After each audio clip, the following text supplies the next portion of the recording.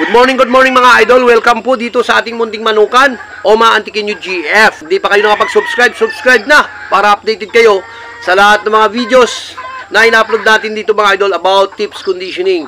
Huwag nyo rin kalimutan mga idol mag-follow sa dalawa kong FB account, Oliver M. Alpas na nakapula at Oliver M. Alpas na naka-blue. Mga idol, may hawak ko na alaga yung mga bossing, no? Para tuloy-tuloy lang po na kahit papano makakuha po tayo ng guidelines para paunti-unti matuto po tayo sa paghahanda mga idol. So our topic for today mga idol is about pointing. Yan, no?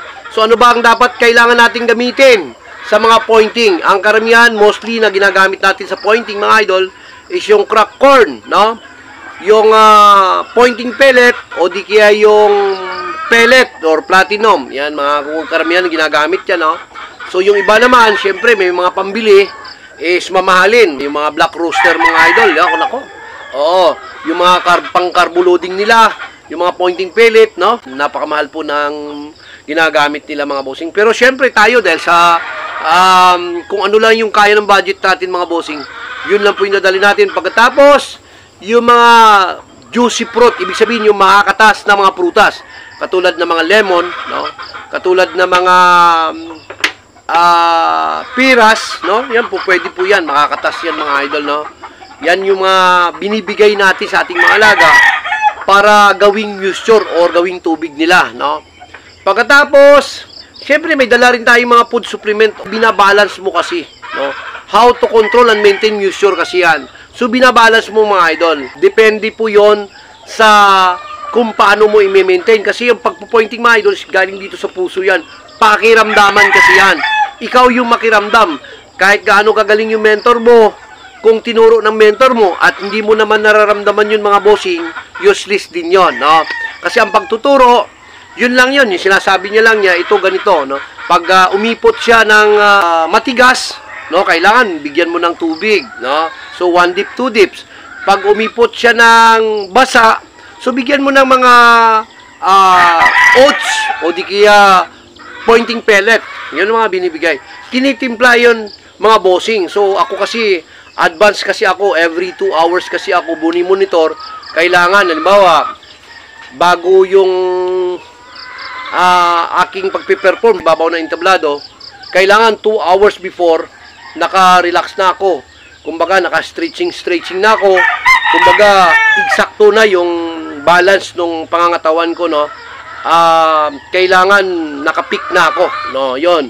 So, ibig sabihin, halimbawa, 2 hours pa bago ako mag-perform mga idol, pinapasubrahan ko na yan kaagad yung patuka ko ng mga G's or 5. Yan, mga bossing, no? Para at least, within that hour is tunaw na yung kinain natin mga idol, no? Ngayon, kung hindi naman natutunaw mga idol, mayroon tayong binibigay dyan ng mga oats, no? Na within 30 minutes or 20 minutes is paglabas mo, iipot na rin po siya, no? So, nagiging good siya, no? Depende po yun sa pakiramdam mo nga, no? So, yun yung mga dinadala natin mga idol, ha? Yung mga patuka na pinupoint kasi pag sinabi mong pointing, sa oras po yan ng ating pagpe-perform mga idol, no? So, doon natin binabalance lahat, no? So, dapat, kailangan masipag ka, no? Doon napakahirap kasi mag-pointing mga bossing kasi kailangan mong i-monitor yan sa tamang oras talaga, every 2 hours or every 3 hours. Ako, pag medyo malapit na akong mag-perform mga idol, minsan 30 minutes or 1 hour na lang. So, binabalance ko na talaga yan. Gusto ko eksakto yung timbang ko at saka yung kinain ko eksakto, no? Na depende po yun sa aking lahi, mga idol, no? Siyempre, may mga lahing itim tayo, may mga lahing pula, no? So, dapat alam natin din yon. May mga pinupuntahan ako, nagpe-perform ako na minsan ma-moisture ako ng konti.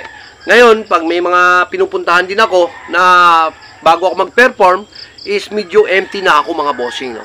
So, yung tinatawag na pointing, mga idol, is ikaw po yung pagalingan dyan, no? Yung pag-practice or abilidad ng isang tao is medyo mababa pa. So, syempre, doon nagkakaroon. So, dapat kailangan mga idol, is mapapag-aralan mo talaga, no? Yung tinatawag na pointing para maging peak po tayo, para pag sumayaw po tayo doon is very energetic. Yung mga pag sumayaw tayo ng tango, tatot, no? Mga papitik-pitik mga idol, kailangan yun, no? No? Kinakailangan naka-on point tayo, no? Yung pagkakilos mo pa lang, kinakailangan, no?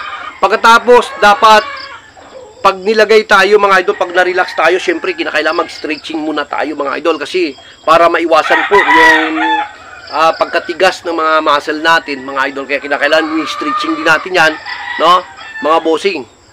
Pagkatapos, pag nilagay tayo doon, relax, pero ni-stretching natin.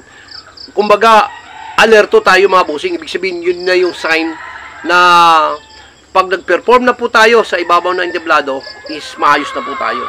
Kung cha-cha man yan, tango, jive man yan, no? O kung ano-ano, yung mga rumba, samba, salsa, lahat yan ay alam natin mga idol, isayaw, no? So, ganun lang mga boss. Sa pakiramdaman lang dito po galing ang pagpo-pointing, no?